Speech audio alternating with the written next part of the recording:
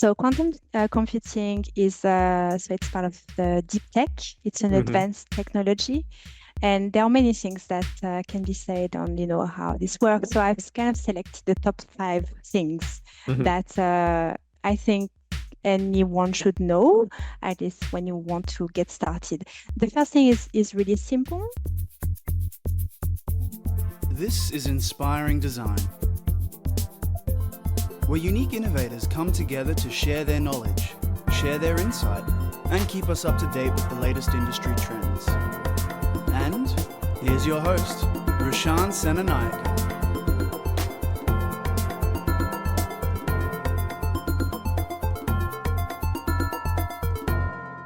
What's up, listeners? Exploring even more cutting-edge technologies this season, we are about to go quantum.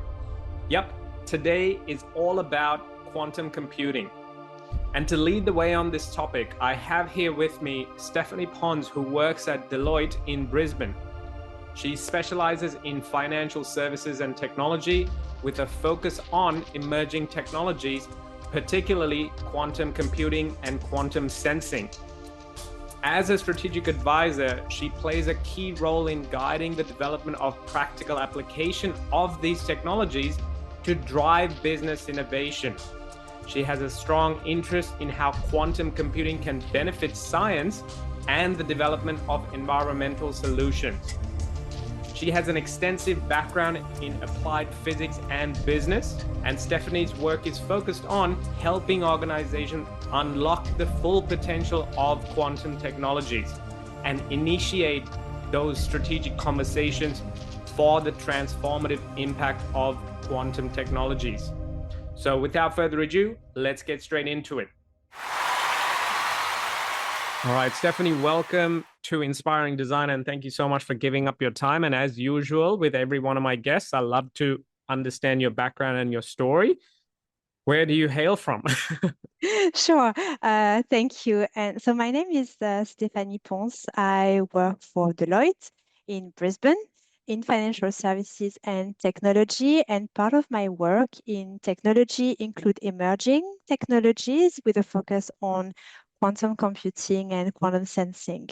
And I guess for this podcast, because this is about education, the interesting part of my story is how I started in quantum computing. And I think the first step of this journey has been my interest and my love for physics. And as a child and as a teenager, I remember being fascinated by nature. And I thought that if I studied physics, then I would have the opportunity to design things that are as beautiful and as powerful as nature. And I'm sharing this story because it's a common belief and it's a common feeling among physicists. And many of us consider nature as a source of inspiration or even the ultimate muse to learn and design things. And this is something that you will find in quantum computing, where the original idea was to use nature to understand nature. So that's a really powerful starting point. But coming back to my journey, my personal journey, I started studying physics, really like it, and developed a strong interest in the atomic world.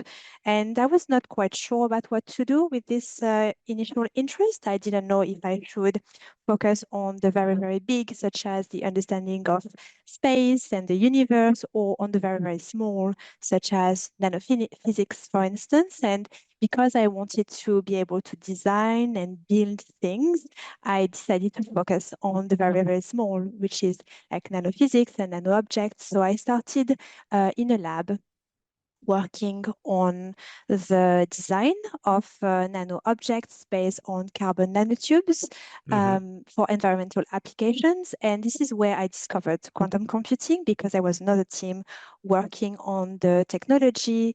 So that was during my master 10 plus years ago.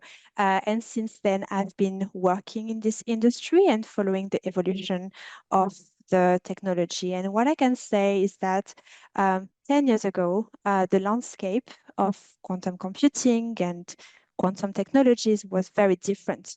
At the time, it was mainly a topic for researchers. And the question was around, is it possible? Can we build a quantum computer? Is it technically feasible? And since then, the good news is that researchers have answered this question. We now know that building a quantum computer is feasible, and the question has evolved towards, is it possible to build a quantum computer at scale, something that is commercially relevant and that will solve very useful applications. And today, again, the landscape is really different. So you see all of the largest tech companies working on their own technology. So Amazon, Google, Microsoft, Alibaba have made a lot of investments in this industry. The startup landscape, and this is something interesting for future entrepreneurs, I think, is also For very sure. dynamic, where you see a lot of innovation clusters. And I think in Australia, we are very lucky because we have a very large innovation cluster. And on the research side, we have a lot of top talents across the world working on the development of the hardware, so the underlying technology, but also all the tools that we will need to use these future quantum computers. So it's really positive. It has evolved quite a lot over the past 10 years. And all of these signals and signs are definitely very encouraging for the future of quantum computing. No, look, I think I love the way you firstly combine the sciences with the technologies, because sometimes people don't really think about it there. And I want to unpack this a little bit in terms of how your love for physics actually combined with quantum computing. But because the topic today being quantum computing, just to come back to the grassroots levels, in your understanding, what exactly is quantum computing? Because I think a lot of people think it's everyone thinks of it from the perspective of personal computing, because that's what we're used to. We're familiar with it. But a lot of, when you go into research, when you go even online from a basic context, we tend to understand that it's very different. So in your words, what exactly is quantum computing?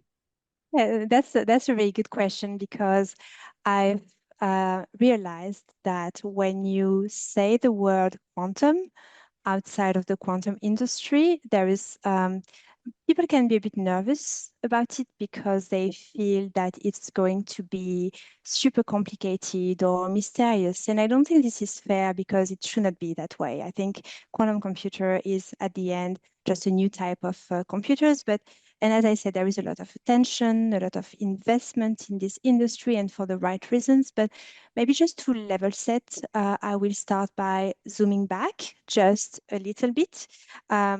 And start by saying that quantum computing is actually part of a broader family of quantum technologies. And more specifically, it's part of the second generation. Very quickly, the first generation is there. We are using these technologies. We don't even realize it, but they are part of our lives, and we understand them. We have built products around this. We have built entire industries. So for instance, just to give you a very practical example, for the people who have been through eye surgery, so eye surgery relies on laser, and laser is a quantum technology. So we don't even realize that it's not something futuristic. It's already there, and we know and understand these technologies. But today we talk about the second generation. And the second generation is actually described with three pillars. Quantum computing is one. Then you have quantum sensing and quantum communication. So about quantum computing, it's not a better classical computer. It's a new type of computers that leverage the principles of quantum mechanics. And these quantum computers have the potential to compute things faster. And we are not talking about a small change. We are talking about a massive disruption, because we are talking about the potential exponential speed up for certain problems. And in particular, problems with a stochastic nature or probabilistic nature are really good candidates for quantum computers. We usually describe three categories of problems: optimization. So everyone has optimization problems. You want to do things better, faster. Simulation, and machine learning. And what we know today is we are not talking about replacing our current technologies. We are talking about bringing a complement and a very powerful complement to our current stack. And the reason why quantum computing is often considered as the holy grail of quantum technologies is because it's a very powerful technology that can bring a very strong disruption, similar to what we see today in AI, ML, LLM, and even in other technologies such as biotech, for instance. So Yeah. this is extremely powerful and very important to discuss. But what we also know today is that quantum computers are still very primitive machines. And there is a lot of development that is required to be commercially viable. So this is a bit sad because we definitely need more computational power. We need better ways to generate this computational power. And everyone would love to have a quantum computer today and start working on some very hard problems that are relevant and useful for all of us. So, for instance, chemistry problems or carbon captures, like things that are really essential for the development of humanity. But unfortunately, we have to be patient and wait Yeah. for future developments. But the good news is that what we know is that unfortunately there is not enough quantum awareness and quantum readiness to properly welcome this technology. So this is why I'm actually super happy to have the opportunity to present on a podcast about education, because we definitely need more preparation, more education around this. So what I would like to see, and that's only my personal opinion, is like in the next years, I would like to obviously see better quantum computers. We need better qubits. We need more qubits and more reliable qubits, but we also need to start having some strategic conversations around what quantum computing means for our industries, our organization, and also for us as human beings, because it will have an impact on our future. Is this a everyday technology? Because I have seen plenty of things out there where quantum computing being combined with artificial intelligence capabilities, and it's definitely part of the great convergence of these different types of emerging tech. Do you think this type of computing is something that we will see in our everyday home in future, maybe in 100 years, maybe in 50 years, maybe in 10 years? But is it more an industry thing or a personal computing thing? I think it's both. It's both because we may not realize that we are dealing with quantum computing. I think this technology will remain invisible. So what matters is really the result and the outcomes that these computers will produce. But if you think about the impact on our future, yes, definitely we will see the impact and we will benefit from this impact. Organization will also benefit, and so it will be very much distributed. So if you think about where this impact will be, you mentioned the convergence between machine learning and quantum computing, and it's true that there is a lot of attention on this topic. At this stage, this potential is only theoretical, and we need to test and we need to confirm this. Yeah. But if this is confirmed, that this is definitely a massive impact for us, and it will virtually impact everything, because machine learning is everywhere. It's in our Yeah. products, it's in our processes, it's in our technologies. So something that touches machine learning touches virtually everything. Yeah. So that's why this is so critical for the future. But then I think from my perspective, like I really like the title you chose for this episode about quantum computing being the next human evolution. And I really agree with you, because I would definitely place quantum computing as a human technology. It's a technology, that's true, and it's a very advanced technology. But I think the most important thing is that it has the potential to shape so many things that are part of our life, our health, our environment, our understanding of space, of the universe. So yeah, I would definitely define this as a human evolution. And it's, from my perspective, it's similar to what we see today in biotechnologies or genomics, where quantum computing is one of these technologies that deal with things that are precious for humanity. And this is why we need to be careful about it. We need Yeah. a lot of education and a lot of preparation. Yeah. I am always a believer in the fact that I think the way to upskill and change human history or human evolution is always the key lies in education. So I think kindred spirits here. So one of the things I wanted to understand, and correct my ignorance if I'm wrong, one of the challenges that as a human civilization we're having is the available energy on this planet to be able to actually capitalize on the potential of quantum computing. Is that right? Or is that, are we almost constrained by our existing types of energy to unlock the potential of quantum to its true potential? Yeah, so I think energy is definitely a key consideration here. And I think if we look at the energy consumption question, I think we have two agendas. We have on one side our tech agenda, and on the other side, we have the climate agenda. And what our tech agenda is telling us is that we now have a lot of data.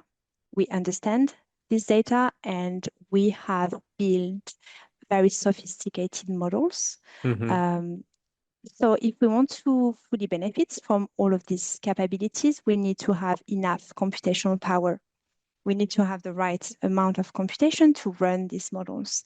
So not only the speed and the efficiency, but also the ability to handle these sophisticated algorithms at scale. So this is our tech agenda. And in parallel, we have the climate agenda. And what this climate agenda is telling us is that the way we produce and consume technology today is not sustainable.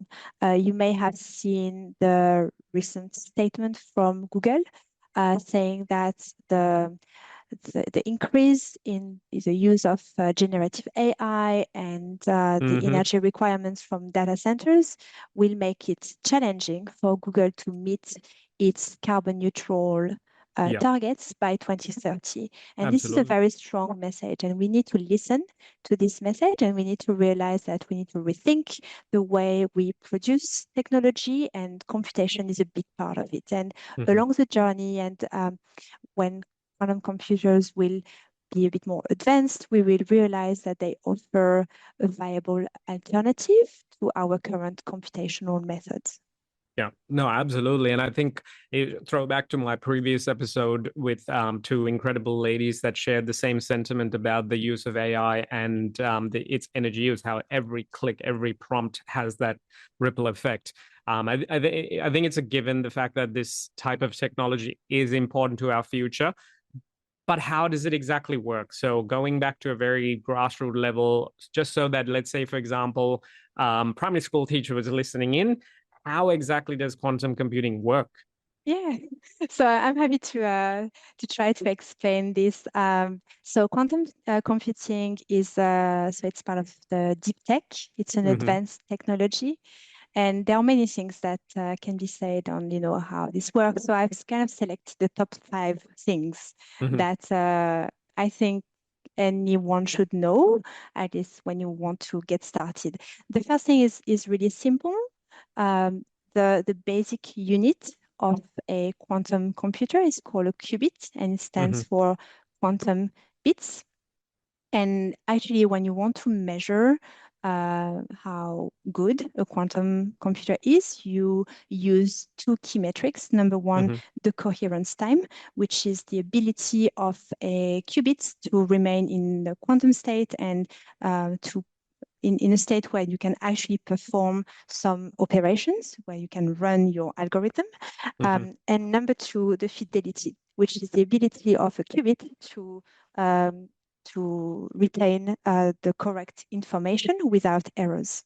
So that's the first fact. The second thing that I think anyone should know is quantum computing. So the quantum thing is because they leverage the principles of quantum mechanics, such as superposition and entanglement. Superposition is the ability to be in different states at the same time, so which is really good for probability problems. So for instance, if you have state 1 with 60% probability and state 2 with 40% probability, this is something that is really easy to code on a quantum computer, which is a massive change, an improvement compared to classical computing. And the second property is entanglement. So entanglement is the ability of a qubit to be aware of its environment and to know the state of another qubit. And the reason why it's really powerful is because there are a lot of problems where you need to simulate the correlation between variables. So if you think about a use case in financial services, so the stock market, certain stocks are correlated and they move together. So having the property to kind of capture this correlation is very powerful. I can already kind of see actually the implications or how AI, or especially generative AI, can be, it goes hand in hand with it almost. Absolutely. The concepts are there. Perfect. Yeah, absolutely. That's spot on. So number 3 is, so I've said that, there is a lot of development. The reason is that these qubits are very hard to build. And simply because we ask a lot of things to these little qubits, we ask them to be aware of their environment and to be able to kind of react and know the state of another qubit. And we ask them at the same time to be robust to external noise. So we don't want them to interfere with our external noise, vibration, and everything, not to lose quantum information. And so this is kind of opposite requirements. And this is why it's very hard to build this underlying technologies and foundational qubits. Number 4 is around the fact that today you will hear different technologies being built. So we call them modalities. The main one are superconducting, ion-trapped, photonics, neutral atoms, and you have more, I would say, creative or newer approaches, such as qubits based on carbon nanotubes, for instance. But what we know today, and this is a consensus for now, is that all of these modalities may produce really good results. And eventually you may have different quantum computers that are good for different problems. So let's say one modality is good for maybe machine learning, another one is better suited for optimization, and so on. And the final point is around how these quantum computers operate. You need a really specific setup because they operate at a very cold temperature. And this is why you need some very sophisticated cryogenic systems. So this is what you see, the big fridge you see when you have a picture of a quantum computer. Yeah.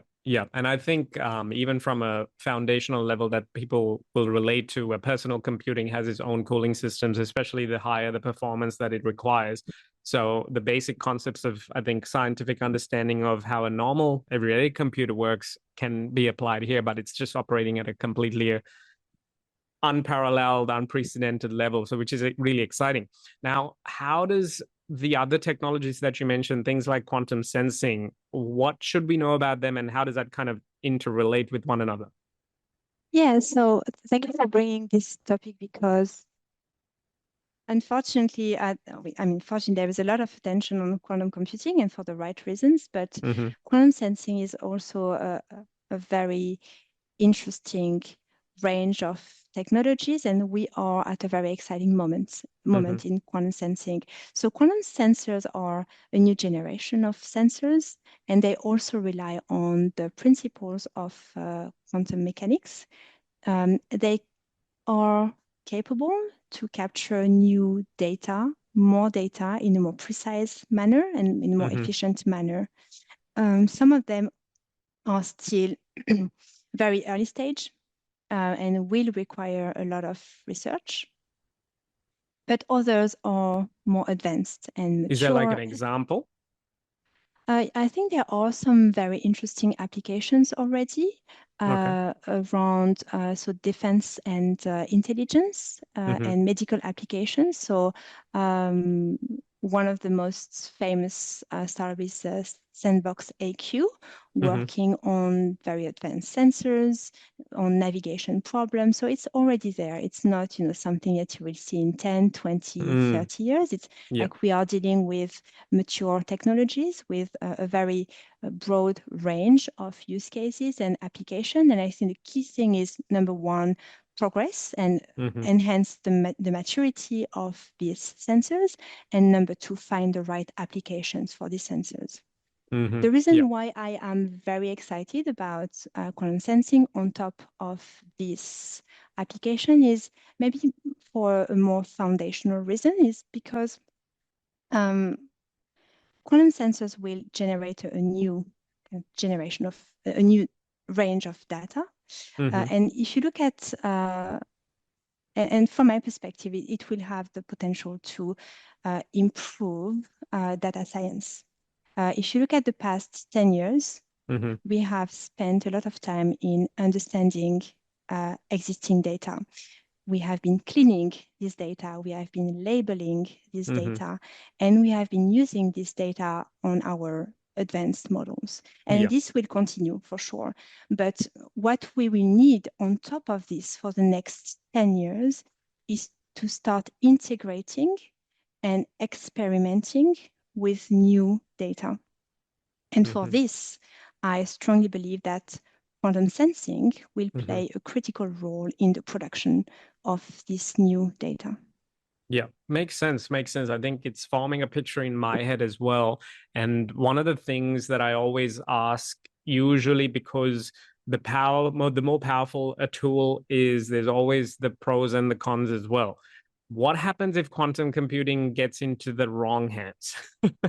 Is that a potential catastrophic thing? Just similar to even generative AI being a very powerful tool, and in the wrong hands, it could be a very powerful bad implications, which is why whenever I'm always discussing technologies, I always like to bring it back down to the human morals and ethics as well, to some form. I know it's a high level, it's a difficult question to answer, but what are your thoughts on if quantum computing gets into the wrong hands? That's a difficult question, but I think this is not specific to quantum computing. I think technology doesn't have any intention. I think the intention is the intention of the owners. Absolutely. So I don't fear the technology, and I think our history has proven that we can use technology in responsible manners. We've seen other stories, obviously, but I think we have some best practices to successfully onboard on this new journey.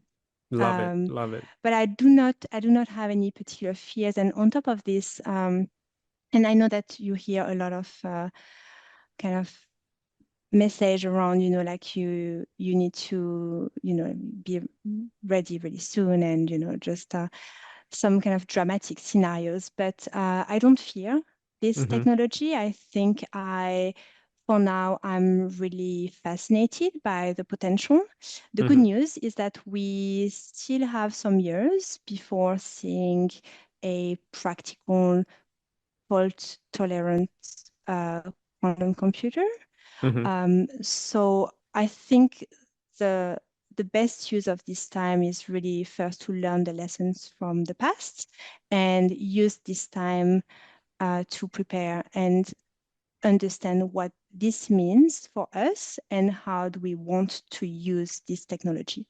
Absolutely. And I think you beautifully articulated that. So one of the reason I always ask that is it's very important to align these types of bigger skill sets with our morals and ethics at the human level. And that's why it then filters down into an educational context as well. So in your viewpoint, why is it so important for schools to actually know this? And what do you think if a teacher was listening in, what are some of the skills around this technology that they should be focusing on? That's a really good question because, like the field of quantum computing and quantum technology is very broad.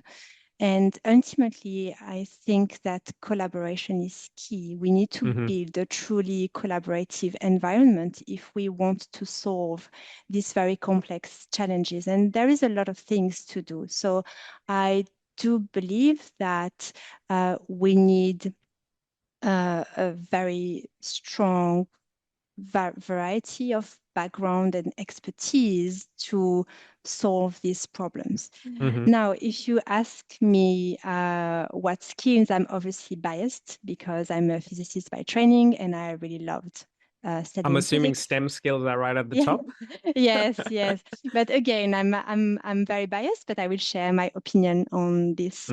So I think I would obviously encourage students to consider STEM and physics in particular, simply because as I was preparing for this podcast, I've heard someone saying that physics is the kind of discipline that teaches you to think audacious questions and think about what is the still remaining mystery of the world. And I found this quote very inspiring. I love That's that, why actually. I'm sharing this. And I really think that it really resonates with my own experience in learning quantum information, quantum mechanics, in a way that you deal with very complex challenges and you have to think about them in a very creative manner and with a lot of audacity. This is very true. And at the same time, you need to have a rigorous understanding of mathematics to crack the problem and deploy the solution. So from my perspective, this is a really good starting point. But I think on top of this, I would encourage students to be nimble about their approach to quantum technologies, because once you build these foundational skills, then you can apply those skills to the problem you want and the project you want. So once you feel comfortable, I think the real question is, how do you want to spend your time and your energy? And there is definitely a lot of opportunities there. And it's a really good opportunity to work on problems that will matter now and in the future for the future of humanity. So yeah, definitely really, really positive about this industry. Yeah, absolutely. And I want to note some of the things you mentioned there. Right at the top, you mentioned collaboration, and that's a very human skill set, and it's very actually hard to teach because usually, even in high school and universities, group projects is something people want to avoid as much as possible. But I love the fact that you emphasize that as a key skill set. And I have a usual biasness towards design thinking, and that's where that critical thinking, creative problem solving components, and you kind of hinted at those as well. And I've spoken previously about this concept of STEMmed. So obviously the sciences being part of it, the mathematics components, the communication skills. What are your thoughts on how design thinking would integrate into the skill sets when you're working in quantum computing? Yeah, I think it's a really good question because like we've talked a lot about the challenges and the problems that needs to be resolved to build quantum computers. But I think the next question is, how do we use this technology and how do we make sure that we integrate these technologies in our day-to-day life? So for this, I think design thinking is absolutely essential. And I would say that there are two types of technologies. The technology that improve things and the technologies that disrupt things by offering unprecedented capabilities. And I'm assuming quantum is the second one. Yeah, I think we can safely assume that it's on the second bucket. And so what it means is that when you have this type of technology, you have an opportunity to redefine the rules of the game.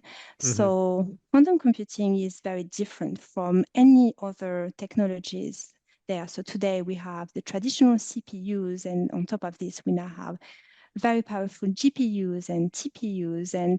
But they all leverage classical principles, and quantum computing is different. So I think in this journey, it gives us an opportunity to think about our current limitations in terms of performance and energy, and position quantum computing as a solution to some of these challenges and limitations. Of course, the technology is not ready yet, but I believe that time will come where we will be in a position to put quantum computing as a competing technologies. So that's for today, the current limitation. But if I think about tomorrow, so my personal advice, I mean, when I try to come up with creative solutions or projects, I forget about the present, I forget about myself, I forget about my current priorities and needs, and I think about the next generation.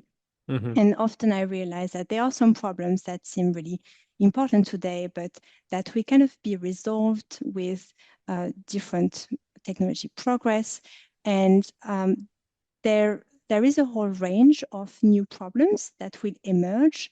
And for this, quantum computing can also be a really good supporting technology. And the final thought on this is, very often people talk about quantum computing as a standalone technology, but this is, from my perspective, like the wrong approach, simply because quantum computing will not be sufficient by itself. And what we have today is a range of emerging and mature technologies that reinforce each other. And the key thing is, how can we converge all of these technologies and create solutions that are even more powerful. So a very practical example is around the combination between quantum and AI. So today we have very advanced AI models. How can we complement these models with quantum-inspired solutions and integrate quantum step by step to follow the progress of the technology? So, like creative thinking around how do we combine this technology to create new solutions or new methods or new technologies is absolutely key for the future. Absolutely. And I think that's well said. And if there's, usually I do have a lot of students tuning into these podcasts, and if they're the next generation interested and they can see the patterns on where this is headed, you can see how over the next decade or so, this is going to play a pivotal role in society. And if you're in that cutting edge, you can potentially go into lucrative career pathways that might not even exist today, but need to be filled because of those problems that are there. What's your advice for students if they're listening in, and why should they be involved in quantum if they're considering it for their future? Yeah, I mean, again, I'm very biased, but that's all right. I think so. Yes, working in the industry of quantum technologies is really an opportunity to see the future of technology. You deal with very advanced technologies, both on the hardware and software side application. So this is, I think, really inspiring. You work with very smart people who are proposing radically different solutions to current or new problems. So I think this is really electrifying to see, like so much creativity and innovation condensed in one field. And yeah, there is obviously a lot of things that are being said on quantum computing, but at the end, it remains a small and nascent industry at this stage. And the number of people who are working directly in this industry is fairly limited. So when you join this industry, you really have the opportunity to join, I think, a friendly community and a small community where collaboration is everything. So it's very collaborative, and you see very successful and productive partnerships between industries or industry players, research labs, and you see this within the same country, in a region or between regions. Mm-hmm. So the dynamic is very interesting, and I think this is a really good moment to enter the industry of quantum technologies and to work on projects that will have a massive impact for our collective future and for the development of technology and humanity. Perfect. And if someone's after hearing what you said, and if they're more techie and their biasness towards sciences exists, there's no brainer that they're going to be wanting to read about it more. Do you have any resources that you can suggest, whether online or analog, that people can go and learn more about this topic?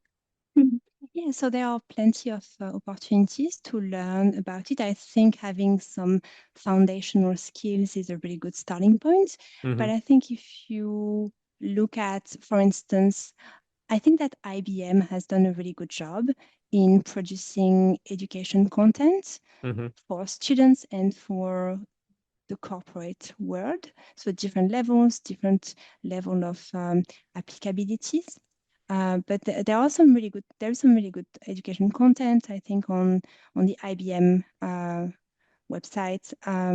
Then, if you look at some ideas around current use cases, I think AWS Bracket has done a really good job in shaping partnerships and Mm-hmm. defining some use cases with some like applicability, like near-term or mid-term applicability. Mm-hmm. And I think Google is currently very often publishing on the technology. So I feel that the content from Google Quantum is really useful to understand what they do and what it means to develop a quantum computer. Perfect. And what's the best place if someone does want to reach out to you? What's the best way to get in contact with you? I think LinkedIn is probably the most straightforward way to be in contact. Yeah. Perfect. Perfect. We'll try to drop all of those links and bits and pieces into the show notes. It's been an incredible journey just listening to how you have married the sciences with the technologies there, and I can start to see the real big potential in this area. So thank you so much for giving up your time. Now, I do have a mystery question that I try to make up on the spot while we're working with, and I think I know what I'm going to ask you. Um, Okay. if you could have a wish for quantum computing before 2050, what would it be? A wish. It could be anything, ideal world, a message to the world, anything that you'd like. Hmm. So I think 2050 is plenty of time, right? So we can Yes, be ambitious about this. absolutely. Yeah, I think if I want to be really ambitious about this, I think there is a really strong need about a developing solution for carbon capture. Mm-hmm. So, finding a magical molecule that solves this problem is Mm-hmm. extremely powerful. And I think if you want to dream, and think about other things, like I would say that I would love to know more about the universe. Mm-hmm. And if we could have a computer that tells us things that we cannot imagine or think about, that would be also quite powerful.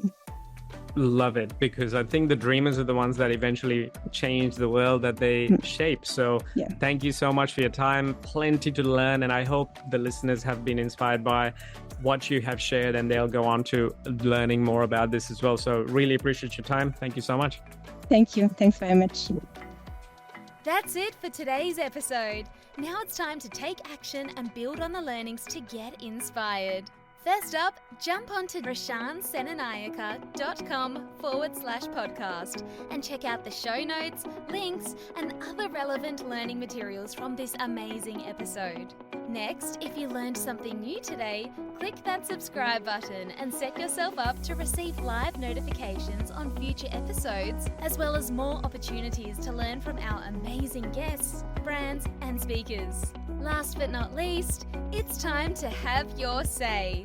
Join the conversation and share your thoughts and feedback on today's episode with a review, all while joining many others with a 5-star rating for Inspiring Design with Rashan Senanayake.